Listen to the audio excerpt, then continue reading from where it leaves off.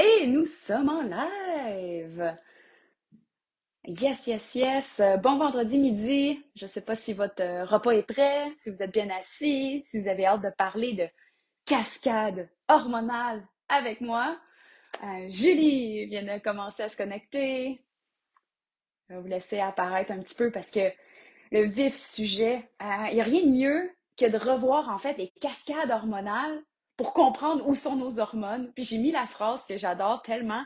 Je me rappelle plus, c'est Antoine quelque chose qui l'a bien dit il y a des années, mais rien ne se perd, rien ne se crée, tout se transforme, va vraiment prendre du sens. Je me rappelle en fait d'un cours que j'ai donné avec Jean-Yves Dionne, un pharmacien, que plusieurs probablement le suivent déjà en même temps que me suivent, mais si vous ne le connaissez pas, allez tout de suite le suivre. Il y a une formation qu'on a faite, lui et moi, ensemble sur les SPM.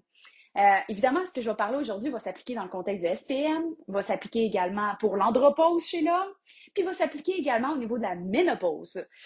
Donc, peu importe où vous êtes dans votre cycle de hormonal, ça va vous intéresser, mais le cours que j'avais fait avec Jean-Yves, c'était principalement sur le SPM.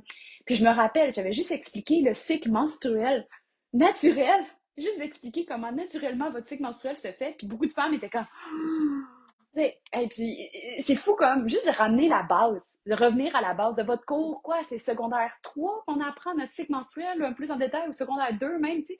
Puis t'es comme, bof, on dirait que ça nous passe 6 pieds par-dessus la tête et vraiment, on l'applique parce qu'il y a un examen qui s'en vient, mais finalement, après coup, je pense que toutes les femmes devraient comme avoir une connaissance du cycle normal, optimal, et non juste de le leur en ce moment, qui est peut-être pas optimal, mais ils le connaissent, tu sais, quand il est pas régulier. Mais idéalement, on est capable, tout le monde, d'être régularisé au niveau de notre cycle menstruel. Donc, ça étant dit, la cascade hormonale, d'où ça part? Là, j'ai 10 personnes qui viennent de se connecter.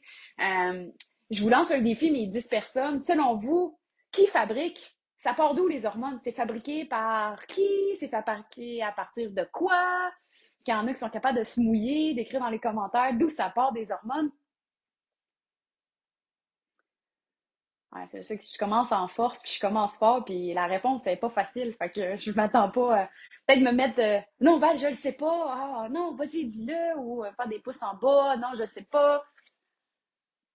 D'où ça part des hormones? D'ailleurs, est-ce que vous savez que c'est une molécule de quoi? Est-ce que c'est, selon vous, c'est des protéines, des glucides, des lipides? C'est quoi une molécule de gras? Ah, c'est sûr que si vous m'avez déposé sur le coin d'un comptoir pendant que vous préparez votre repas, je peux comprendre qu'il n'y ait pas d'interaction. Je m'en rappelle plus. C'est bon, c'est bon. Au moins, j'en ai une qui le sait pas. En fait, vos hormones, la molécule d'hormone a estrogène. En fait, justement, les estrogènes sont produits par quoi? Si on veut comprendre d'où ça part, estrogène, cortisol, progestérone, DHEA, testostérone, c'est fabriqué à partir de quoi?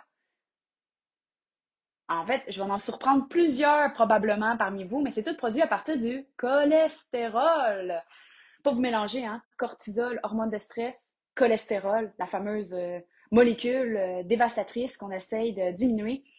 Pas se mélanger la cortisone, ça c'est la molécule pure au niveau du cortisol, donc elle est plus basse dans nos cascades. Là. Si on monte en haut, en haut, en haut, cholestérol, et effectivement, c'est une molécule de gras. Donc, c'est surprenant parce qu'on se dit, ah, le gras, c'est dangereux, il faut moins en manger. Puis pourtant, le cholestérol, on essaie de le diminuer au maximum. Mais ce qui est intéressant, c'est de savoir, c'est que le cholestérol est vraiment nécessaire, entre autres, pour la fabrication des hormones. Ça part de là. Évidemment, il y a le cholestérol qu'on peut manger via l'alimentation qui influence pas beaucoup notre cholestérol sanguin, mais c'est vraiment plus celui qui est endogène, c'est-à-dire que c'est lui que vous produisez vous-même au niveau du foie, qui peut peut-être effectivement être au-delà des normes, dans certains contextes, peut-être problématique, dans d'autres contextes, peut-être moins problématique, ou il est augmenté à cause d'un autre problème. Hein? Parce que si évidemment vos hormones ont besoin de cholestérol, s'il y a un dérèglement hormonal, bien évidemment, le corps, il n'est pas niaiseux, il va demander au foie, hey, il manque d'estrogène, produit plus de cholestérol pour finir à produire plus d'estrogène. Donc, le corps, il essaie de se parler, il essaie de s'optimiser. Moi, j'essaie tout le temps de comprendre la cause et évidemment, de façon aiguë, je pense que la médication est là pour une raison, mais je pense que de façon long terme, il y a une question, un questionnement à se demander pourquoi je fais du cholestérol puis mon voisin en fait pas. Pourquoi moi, il y en a. Donc, j'arrive à me poser la question. Je ne ferai pas une vidéo sur le cholestérol aujourd'hui. Mon but, c'est de vous parler de la cascade hormonale, mais qui part de notre cholestérol. Il y a une vitamine vraiment essentielle qui va s'assurer de faire la cholestérol à la pregnénolone. Donc, on va aller faire au niveau de la progestérone. Donc, tout de suite après le cholestérol, une fois qu'il est produit par votre foie, on va aller faire la progestérone. Mais il y a une vitamine très précieuse qui aide à faire cette formule-là. Et je vous la demande en ce moment. Selon vous, quelle est la vitamine essentielle pour aller faire notre progestérone entre le cholestérol et la progestérone? Mouillez-vous. Hey, quelle vitamine selon vous? Allez, j'en vois là. Cholestérol, je ne savais pas. Je vois qu'il y en a plein qui sont connectés, là. Mireille, Patricia. Allez, mouillez-vous, quelle vitamine? Antoinette, je te lance le défi. Quelle vitamine? La D! Oh mon Dieu, Marjorie, tu pourrais donner le cours à ma place, c'est bien cool. Oui, la D. La D. Merci, Lucie. Euh, yes. La D, c'est la pro-hormone aussi qu'on appelle. Donc, la D est nécessaire pour faire le cholestérol, hein, la progestérone. Donc, la vitamine D, on sait qu'on en manque, hein, surtout l'hiver, on est peut-être moins exposé aux rayons du soleil parce que votre meilleure source de vitamine D va provenir, en fait, de notre merveilleux soleil. Mais là, ce qui arrive, c'est que si on met de la crème solaire, évidemment, on limite la synthèse au niveau des rayons B, de venir activer au niveau de la synthèse de la peau votre vitamine D. Donc, des fois, en fait, c'est là que ça devient problématique, évidemment, parce que là, on pourrait se battre comme le soleil est trop exposé, c'est cancérigène. Évidemment, moi, je pense qu'il y a un équilibre. On peut s'exposer un peu au soleil sans crème solaire pour un certain moment, mais après 10 minutes, peut-être, peut-être en prendre un peu plus au niveau de la crème solaire dans ce temps-là. Évidemment, on pourrait parler qualité crème solaire. C'était pas mon but aujourd'hui, OK? Mais bon, vitamine D, synthétisée par la peau, vive le soleil. Donc, mais évidemment, plus les rayons sont forts, comme vers 11 heures, midi, c'est là que c'est plus intéressant pour la peau. Puis évidemment, plus vous êtes exposé, donc, mettons, en maillot de bain, bien évidemment, ça va être plus intéressant que si c'est juste le visage. Puis surtout l'hiver, l'altitude du soleil fait en sorte que c'est pas aussi puissant les rayons. Donc, d'où pourquoi, à partir souvent de mai, mais on l'arrête, là, mais tu sais, de septembre, je dirais, on le reprend souvent en septembre, le supplément de vitamine D. Il y en a qui vont le continuer même l'été. Moi, personnellement, je travaille en dedans, donc je suis pas tout le temps au soleil. Enfin, moi, j'ai tendance à continuer ma vitamine D même l'été. Peut-être que je prends des dosages moins importants, puis j'en prends un peu plus par la suite pendant les périodes hivernales. Donc, j'ai ma D pour m'assurer aussi au niveau de mes hormones. Donc, cholestérol, on a besoin de vitamine D pour aller faire la progestérone. Et ensuite, la progestérone a deux choix. Soit qu'elle va aller faire vos hormones sexuelles, passant par la DHA. Puis la DHA, une fois qu'elle est produite, c'est là qu'on peut aller faire estrogène ou on peut aller voir les estrogènes, parce qu'on en a trois sortes. Donc, on va aller faire les estrogènes, puis ensuite, on va aller faire la testostérone également. Par contre, si la progestérone décide de ne pas prendre ce chemin-là, elle peut descendre et aller faire plus du cortisol, l'hormone de stress. Puis on en a besoin, hein, d'où l'équilibre hormonal vraiment essentiel, parce que souvent on pointe le cortisol comme étant l'ennemi numéro un, mais on a besoin de cortisol pour être capable de se lever le matin, pour être capable de faire les choses au courant de la journée. Sans cortisol, on serait tout le monde alité, puis personne ne ferait rien au courant d'une journée. Là. Donc, on en a besoin. Mais c'est quand il y a peut-être puis là, on pourrait rentrer dans nos neurotransmetteurs. Là, on pourrait parler du système sympathique, là, puis le système parasympathique. Donc, si on parle du système sympathique, c'est là que il y a un lion qui vous court après. Okay? Quand on est dans le système sympathique, c'est comme, oh mon Dieu, on est dans le mode survie. Okay? C'est rare que le corps, il n'est pas dans la vite, je veux faire de la fertilité, vite, je veux bien digérer. Non, là, ça va être le système parasympathique. Le système parasympathique, c'est lui qui est, on est relax, et là, on est en période de repos, et c'est là que le corps, il se régénère. Donc, on a le système parasympathique et on a le système sympathique. Pourquoi je vous parle de ça? C'est parce que eux vont jouer sur vos hormones, bien entendu.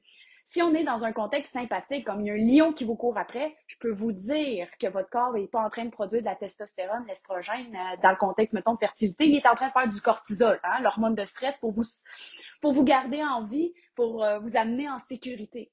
Sauf que ce qui arrive actuellement, on est exposé beaucoup à des agents stresseurs qui stimulent beaucoup justement notre système sympathique. Donc, la production ou l'énervement, on n'est pas dans le rest. Hein? Donc, à ce moment-là, on a souvent un déséquilibre dû à cette stimulation sans cesse du système sympathique. Donc, l'objectif, évidemment, c'est de venir optimiser le système parasympathique. On pourra parler peut-être dans un instant. Mais, ça étant dit, ça vous donne souvent un enjeu qui peut amener le dérèglement. Puis, c'est sûr que ce dérèglement fait en sorte qu'il pourrait être empiré rendu à la ménopause. Parce que si on arrive à la ménopause, ben là, les ovaires produisent moins naturellement vos estrogènes. Fait que s'ils en produisent moins, c'est comme si les surrénales devraient devrait couvrir ce manque d'estrogène-là, donc, mais qui est occupé à produire plus de cortisol. Fait que, tu sais, quand on dit rien ne se perd, rien ne se crée, ben, tout se transforme. Mais maintenant, si la demande est plus forte au niveau surrénalien de faire plus de cortisol dû au système sympathique, ben, c'est là qu'il peut y avoir peut-être un déséquilibre hormonal. Et oui, on peut aller chercher une prescription hormonale. Oui, on peut prendre des plantes, peut-être qu'il y aurait un effet intéressant pour aider au niveau estrogène, ou même la progestérone. Mais ça étant dit, l'idée, c'est de venir d'équilibrer puis de venir surtout calmer le système sympathique. Parce que pour certains, là, puis je suis sûre qu'il y en a parmi vous, peut-être qui l'ont vu, mais si on vit un choc, un trauma, quelque chose de très, très traumatisant dans notre vie, bien évidemment, on va produire plus de cortisol. Éventuellement, peut venir l'épuisement. Hein? On est comme épuisé de toute cette stimulation, classique, là. Un classique. Juste quand vous tombez en vacances. Puis là, mes profs, si j'ai des profs qui m'écoutent en ce moment, là, c'est vous que je pointe du doigt, ou ceux qui sont à l'école, mes étudiants. Fait que les deux, en vrai, vous êtes stressés, c'est parce que là, c'est des examens. Fait que là, vite, vite, vite, faut que j'étudie, vite, vite, vite, l'autre, faut qu'elle corrige. Puis après ça, c'est les vacances. Puis là, tombe en vacances, tombe malade. Hein? Parce qu'évidemment, là, encore là, il y a une corrélation entre vos hormones et le système immunitaire, bien entendu. Parce que là, il y a des nutriments qui sont peut-être plus volés pour faire du cortisol, il y en a moins pour le système immunitaire. Fait que là, toutes ces cascades-là, donc on parle du système neuro, puis après ça, le système hormonal, puis le système immunitaire, tout se touche. Votre corps est un tout. Donc, évidemment, j'ai pas le choix de vous parler de toutes les facettes que ça touche, parce que c'est ça qui nous permet d'avoir une vision globale de qu'est-ce qui se passe dans votre corps lorsque quelque chose survient, comme un stress ou un choc, ou donner les bouchées doubles, ou que vous étiez très, très, très occupé pour un certain moment. Puis, évidemment, ça vient déséquilibrer. Puis, si en plus on ajoute la ménopause, qui est un élément qui vient de shifter au niveau de la production hormonale, des fois, c'est là que les bobos se fait plus ressentir. Se fait ressentir, des fois, c'est quelques années avant que la ménopause soit officiellement. Pour messieurs, ça peut être l'andropause également, là. Donc, à ce moment-là, il peut se passer quelque chose quelques années avant d'arriver.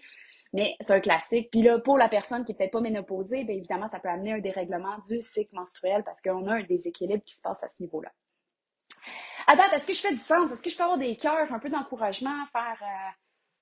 Ah ouais, des pouces. Ah, j'aime ça. Yes. Partagez cette vidéo-là si ce n'est pas déjà fait, évidemment, pour les autres qui veulent comprendre juste la cascade hormonale de par où ça part. Évidemment, il faut digérer et absorber nos gras, mais évidemment, il y a une molécule aussi de protéines qui est en lien avec ça. Eric, et oui, le cortisol est essentiel et central même pour le métabolisme et l'horloge biologique. Merci de partager effectivement une belle corrélation également avec la mélatonine qui nous assure aussi le dodo. Donc, les deux mis ensemble assurent l'essentiel. Merci de l'ajouter. Donc, ça étant dit, je veux m'assurer que vous avez votre bonne cascade. Je veux m'assurer que, surtout qu'on digère en fait le gras protéines pour fabriquer les hormones. Je veux m'assurer également qu'on a un bon niveau de vitamine D. Et j'ai reçu cette semaine une question incroyable sur la vitamine D. Okay? On parlait de la D2 versus la D3 qui sont ajoutées dans les laits végétaux. Elle me disait, ben le lait, dans le fond, tu sais, que je prends du lait d'amande ou que je prends du lait, peu importe, là, lait d'amande ou lait de cachou, il y a de la D dedans. Fait que c'est la même chose que du lait de vache. Mais faites, wow, péteux. Non, c'est pas la même chose. Parce que la D3 qui est naturellement présente dans le lait de vache n'est pas de la D3 qui est dans du lait végétal. Donc, c'est la D2. Donc, c'est pas la même, en tout cas, efficacité et la même activité. Hein? Là, on veut vraiment la D3 pour avoir sa version active. Mais attendez, là, si j'ai assez de vitamine D dans les commentaires, je me suis dit, la semaine prochaine, je vous fais une recette en live avec vous. Vous allez voir, c'est vraiment simple, puis on va s'amuser avec ça pour vous montrer comment ajouter de la D3 à votre quotidien pour être sûr de rien manquer. Et la recette prend soit 2 ingrédients ou 3 ingrédients, dépendamment de ce que vous voulez faire. Vous allez voir que ça va être vraiment simple à ajouter à votre routine. Fait qu'ajoutez-moi vitamine D dans les commentaires. Surtout, partagez la vidéo pour qu'on puisse faire une différence à tout le monde pour être sûr qu'on soit assez en niveau de vitamine D dans le corps. S'il y a des questions qui s'ajoutent à la cascade hormonale, évidemment, je pourrais m'amuser à faire des vidéos quand ça va moins bien ou quand on veut optimiser, mais je voulais juste m'assurer de faire une petite juste une petite vidéo sur la cascade hormonale pour vous faire prendre conscience d'où ça part. Juste d'apprendre ça peut faire une différence dans votre quotidien pour être sûr d'aller à la bonne place. Good! Ben écoutez, j'ai hâte de voir la suite la semaine prochaine. Je vous partage ça. Yes, Nathalie, la vitamine D, youhou! Ah, OK. Ben écoutez, c'était un plaisir de vous faire une petite interlude sur la vitamine D, mais surtout sur la cascade hormonale. Prenez-en conscience, puis surtout, prenez-la en charge. Prenez soin de vous. Bye!